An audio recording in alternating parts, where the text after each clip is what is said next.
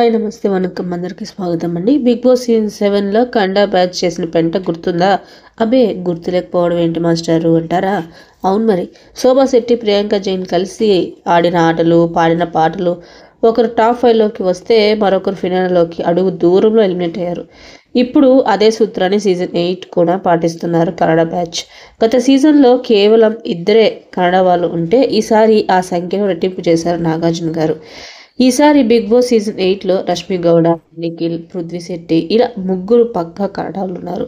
ఇక ప్రేరణ ఖమ్మంలో పుట్టి పెరిగిన మన హైదరాబాద్ అయినా కూడా తర్వాత మాత్రం బెంగళూరులో సెటిల్ అయిపోయింది కనుక ఈమె హాఫ్ తెలుగు హాఫ్ కన్నడ అన్నమాట. ఇంతకీ ఈ కన్నడ బ్యాచ్ అనే ట్యాగ్ ఇవ్వడానికి కారణం లేకపోలేదు.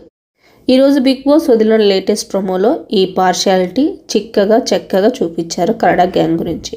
అసలు లేటెస్ట్ ప్రోమోలో ఏమైందంటే, ఈరోజు హౌస్లో జరిగిన మొదటి టాస్క్ పట్టుకోండి చూద్దాంలో నిఖిల్, నైనిక విన్నర్లుగా కావడంతో వీళ్ళిద్దరిని హౌస్లోకి చీఫ్లుగా అపాయింట్ చేశారు బిగ్ బాస్.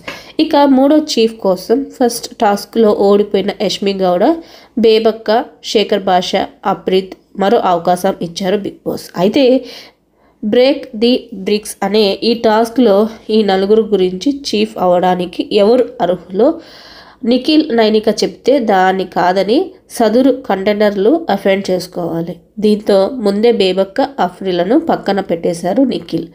2 రోజుల్లో నేను చూసిన దాంట్లో నువ్వు చీఫ్ అవడానికి అనర్హురాలివి అని భావిస్తున్నానంటూ వరంగల్ కుర్రాడైన అఫ్రిద్ గురించి నిఖిల్ చెప్పేశాడు.